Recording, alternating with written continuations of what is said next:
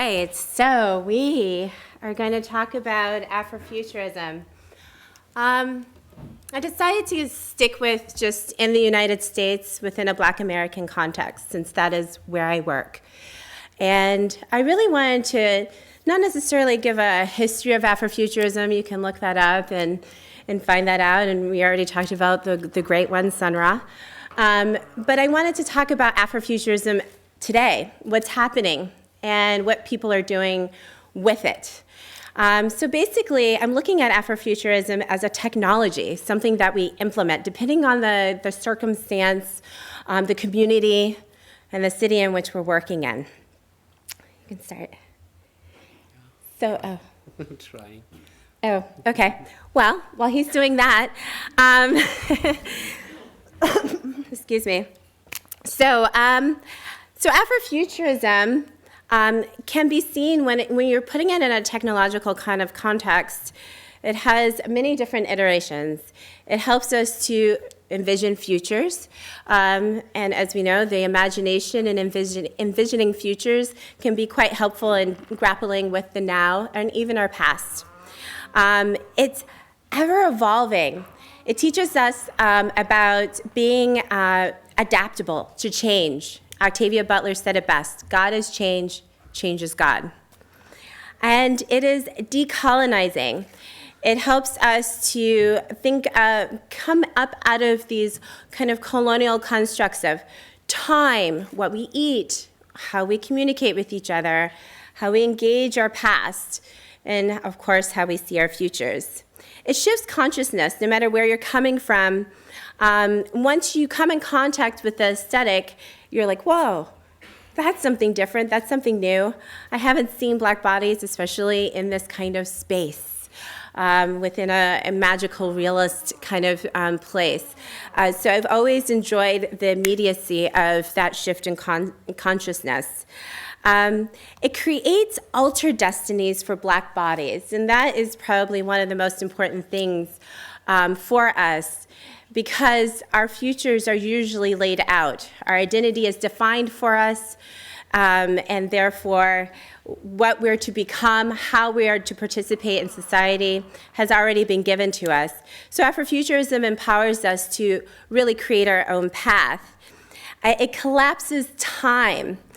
And that is something that can get a little tricky, but the past, present, future kind of comes together and dances together in one space, thus creating a new reality, oftentimes a multidimensional kind of reality. And then it is experimental. This is one of the things that I definitely lean upon. I am very experimental in my work. I think everyone is trying to figure out more about what does it mean to have performance, Afrofuturist performance. What is Afrofuturist music? What is Afrofuturist food? We're constantly, trying that out and figuring it out. Thank you, class. It is collaborative. We work with each other. We co-create. So it's not just our individual kind of future visioning. It is a co-creation of that future visioning. And that's really key and really important. It is rooted in love and compassion. That is something that is the foundation.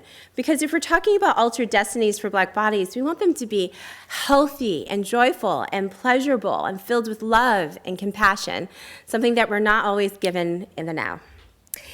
And finally, it becomes this method of survival. Because of all the things that I just mentioned, it helps us to survive and hopefully move out of this kind of dystopian reality that's usually given to us, and then we can hopefully create our own utopia. I started with this image because, it's dope. It's Oprah. And kind of remind us what Afrofuturism kind of looks like, right? This is a still from A Wrinkle in Time. It's a book that was written by Madeleine L'Engle. And I This is the first book that I ever read when I was a kid. Read meaning I chose the book, not my parents, not school. I chose this book and I read it over and over and over again. And I imagined the characters white every single time, and it didn't bother me. It was not a problem. I was used to it. Used to reading lots of texts where it was white people. Now it is coming out in the spring next year in the United States. Ava DuVernay is the director, and there are quite a few people of color in this movie. I am totally astounded. And right then and there, my past has just shifted. It made me question, why didn't I think of my characters as Black? Or why didn't I, think of inserting myself within that story? But she's given this to us in a new form. Now, that story that I was so in love with and that I've read even as an adult, I am even now more closer to it because I see myself reflected in it. I am a founder of Afrotopia. It is a creative, evolving, experimental platform. It's based in Detroit. It is definitely inspired by the fact that Detroit is 85% Black. And I really wanted to make sure that we were creating and we were in control of these visions for our future as we progress quite quickly and aggressively. If you know anything about Detroit, our transformation is happening in the now. And it's really wondrous to not only witness, but to participate in. It was really important for me to make sure that we are able to create these new futures based in something that kind of pushes us over and beyond our norm, takes us out of these kind of narrow ways of thinking about Blackness and Black futures. From there, I decided to run for mayor. And I used an Afrofuturist aesthetic to kind of reimagine politics, reimagine what it means to be a politician, reimagine a political campaign. But most importantly, I was able to create an Afrofuturist political framework. It had never been done before. And at the beginning of the campaign, everybody was asking me, it's like, what's an Afrofuturist political framework or political platform? And I was like, I don't know, I have to do it first. But now I know. Now I'm quite clear. It is basically introducing ideas that really challenge the systems that are disempowering Black bodies and rendering us invisible, even in an 85% Black city. It is also about introducing new ideas that keeps us closer to the future that Rami was talking about. I spoke a lot about digital literacy. And one of the center points of my platform, which it is most known for, is that I introduced a universal basic income. Detroit is facing 64% poverty rate. That includes the working poor. And a high illiteracy rate. So I'm trying to figure out, how do we eradicate poverty? It is slowing down any kind of innovation or progress that we could have. And so universal basic income was what I thought of. But I also thought that we should create our own cryptocurrency to strengthen our local economy. So a cryptocurrency, if you're familiar or not familiar, that is like a Bitcoin. It's a digital currency. And I thought that this would be a great way to bring power, economic power to the people, with hopefully by decentralizing the finance in Detroit, then we can decentralize government. And that is my future vision. But that came out of co-creation sessions that I had with people over the entire campaign. So even my process was a very Afrofuturist kind of mindset. I stayed in a place of being humble and listening instead of being driven by ego and trying to win a race. It was extremely important to me to come up with solutions, and then this is something that I'm still working on.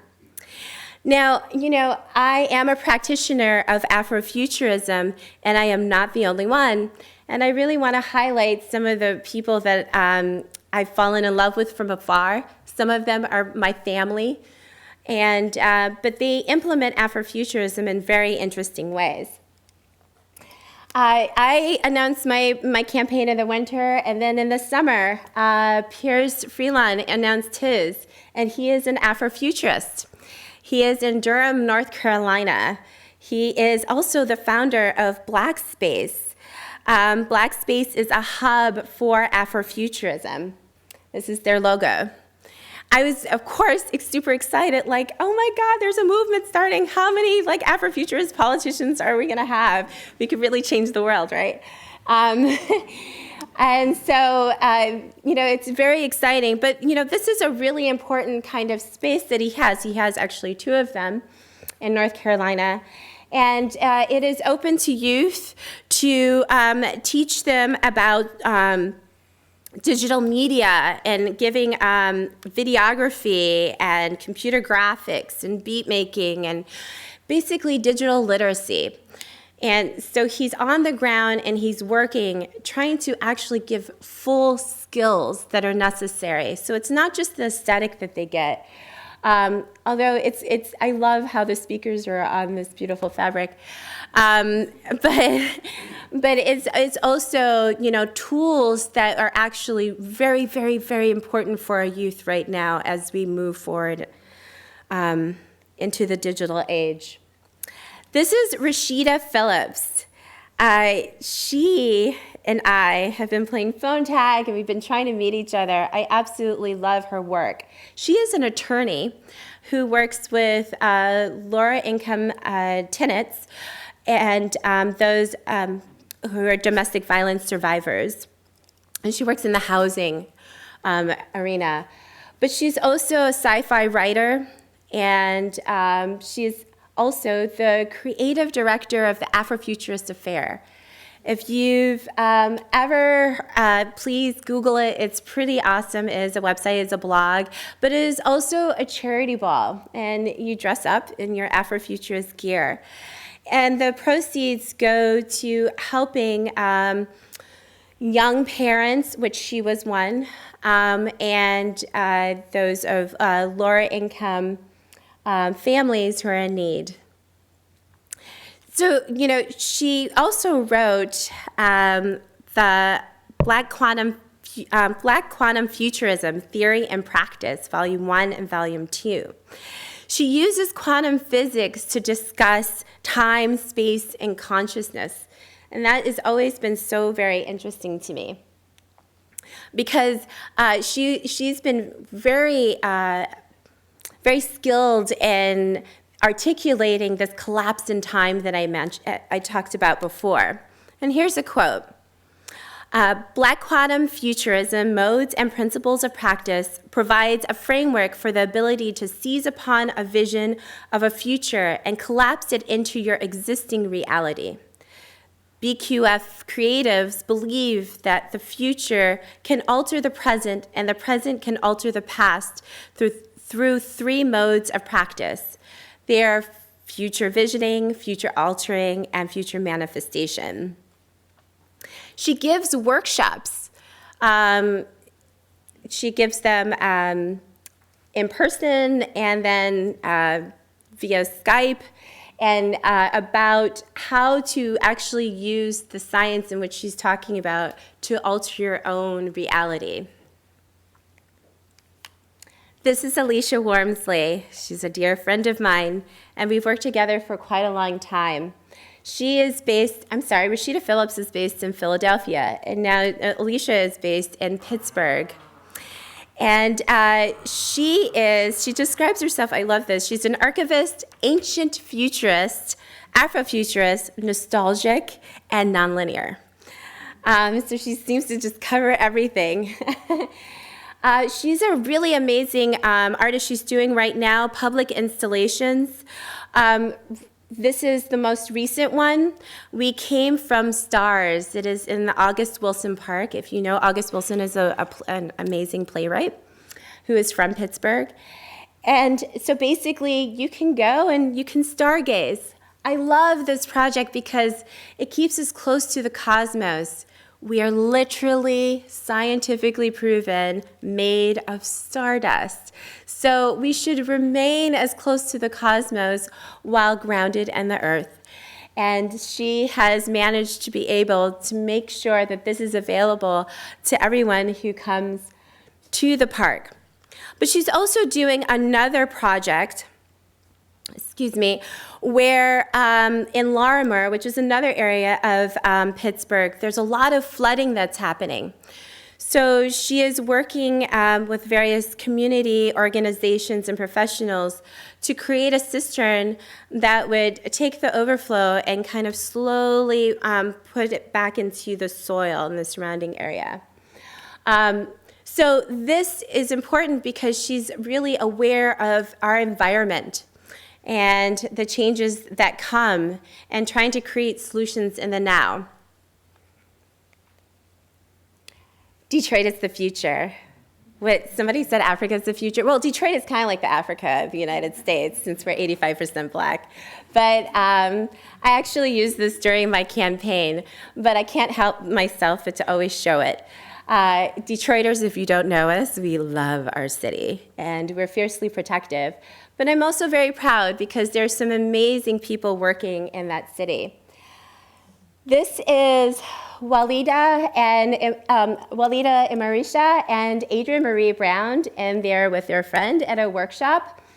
Adrienne Marie Brown is from Detroit, and she and Walida co-edited Octavia's Brood, Science Fiction from Social Justice Movements. It compiles short stories from social justice activists through a science fiction lens. But, they don't call it science fiction, they call it visionary fiction.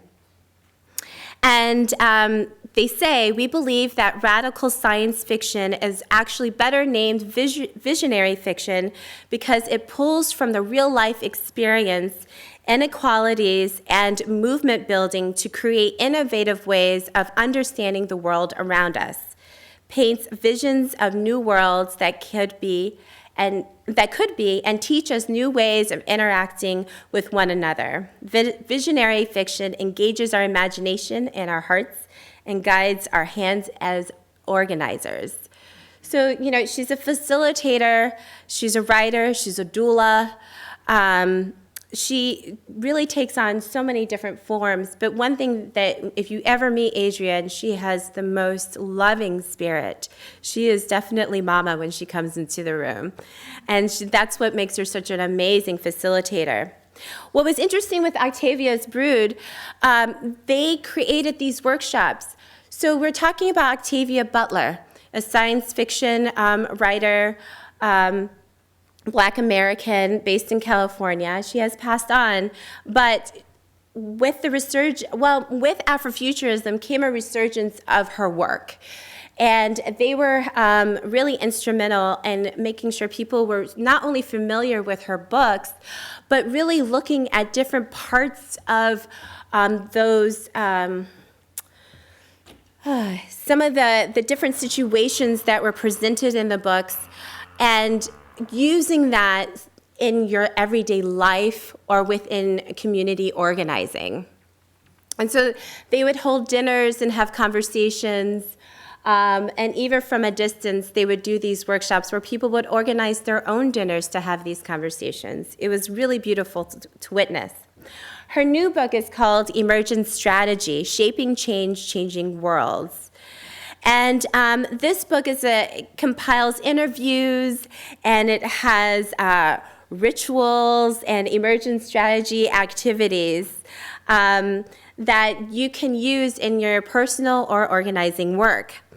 A quote from the book is, "I keep making decisions and declarations about my life, and then that larger force deftly, elegantly adjusts me on my path.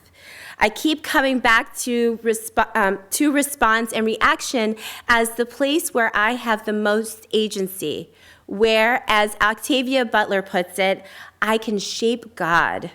I am moving towards the horizon of the end of my life.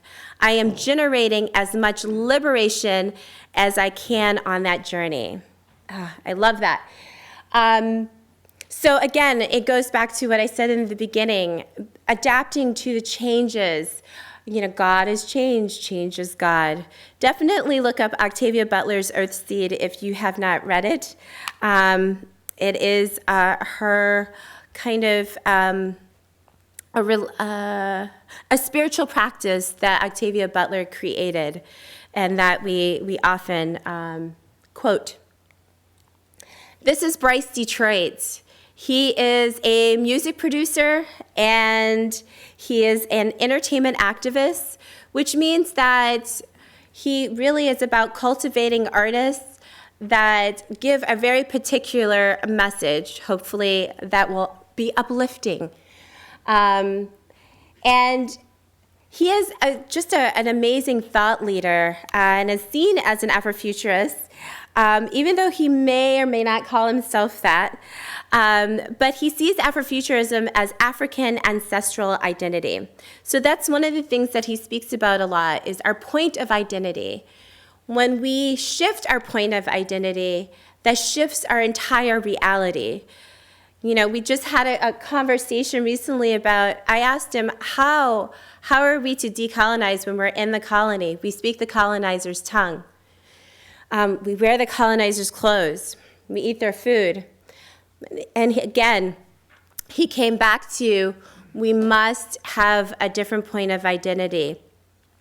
And that comes to a cultural literacy. When we have an understanding of our African ancestry, and this is African with a K. So this is a new type of African. This is the African of the United States, as well as founded in Africa. But it's a merging of the two that creates this kind of new type of identity that he calls the Detroit African, which I am proudly a Detroit African. He is the creator and leader of the Detroit African Funkestra. I absolutely love this group. When you see them play, it is definitely Afrofuturism live and in person. With Detroit, when they talk about Afrofuturism, they tend to stop at Detroit techno. Well, that's a couple generations from us, maybe one or two, depending on your age. But there's so much that has come about and been created since Detroit techno, and this is a great example. You have strings, electric guitar, bass guitar. You have Ife who drums on about 10 different drums at a time.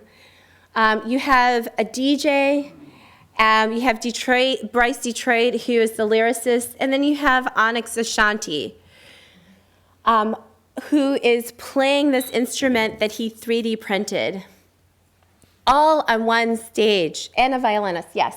So, it's really just kind of bringing the past, present, future into this one space, and it's really beautiful how it manifests. Onyx Ashanti. So I mentioned him quickly. He 3D printed everything that you see. That headpiece responds to brain waves. He believes that through the rhythm, through the sound frequencies, we can find these portals of liberation. So when he plays, it lights up and it makes its own beat music. He has several TED Talks and TEDx Talks, so you can always look him up. And I definitely encourage that you do, because he's quite amazing, and he's one of the people who actually introduced me to cryptocurrency. He only gets paid in Bitcoin, nothing else. And he also did what Sun Ra actually asked us to do, which is to live our myth. Sun Ra was so brave to do that, but he asked us to do it as well. And Onyx is the only person that I know who does this. Everywhere he goes, and let me tell you, I've taken him everywhere. We're talking about fancy dinners, corner store, it doesn't matter. He wears this exoskeleton instrument at all times. His shoes are 3D printed. And he's on purpose. He has changed the way he eats to optimize his brain activity. He changes what he wears. Actually, he sometimes doesn't, and that's intentional. It's very intentional, because as you actually see the wearing down of his clothes as his, because this is an older iteration of what he's working on. As you see the 3D printed, now he has a breastplate, and he has, it's no longer just the hands, it comes all the way up to the shoulders. So he's literally transforming in front of us. It is the most amazing thing to witness. So I kind of wanted to end on a really awesome note. The United States, if you've just heard a little bit, is going through a little, a little something. And we are definitely in need of any sort of joy and pleasure, right? And so the trailer of Black Panther has given us so much joy. And about 4 or 5 days ago, the second trailer came out, and we went ballistic. People are already designing their costumes. It is coming out in February. February is known as our Black History Month, or as we call it, Black to the Future Month. And it's really exciting because it's going to totally change the narrative of that month. That month will never be the same, which is really great. But this also talks about how Afrofuturism is, it's becoming a Hollywood trend. So yes, we know it as in art or music, within our smaller, more artistic kind of spheres. But now it's really grown, and it has major money backing it. That Wrinkle in Time movie is Disney. So this is, we've come to a point where, Afrofuturism is going to become commodified even more and more.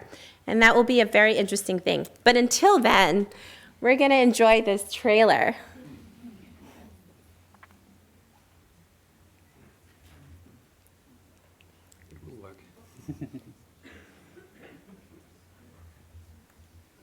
In a second.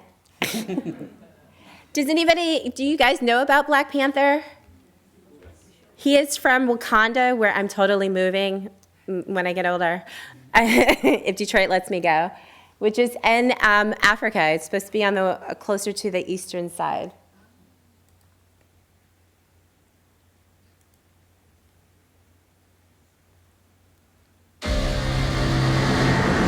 I have seen gods fly. I've seen men build weapons that I couldn't even imagine. I've seen aliens drop from the sky. Yeah.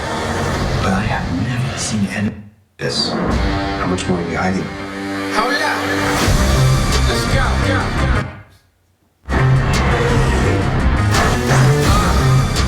We are home.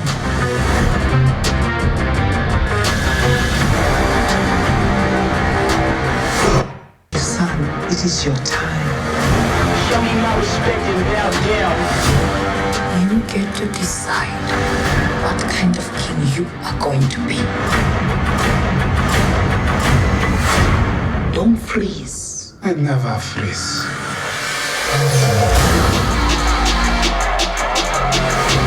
The revolution will not be televised. Respect and bow down. We only get started now, cause we own now. Everybody think they know it now, cause we own now. You and I'm on, cause we own now. I waited my entire life for this. The world's gonna start over. Burn it all! What happens now determines what happens to the rest of the world.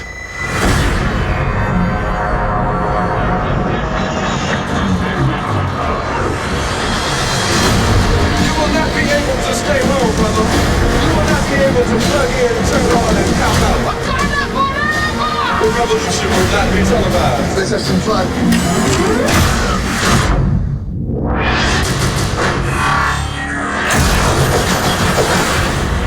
The revolution will be live.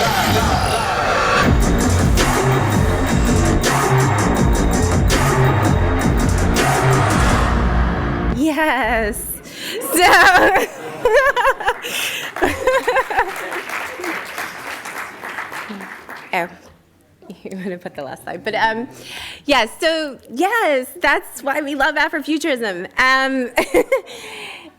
We're super excited about that, and it gives us this, like, it's unapologetically Black, which, you know, shoulders thrown back kind of feeling.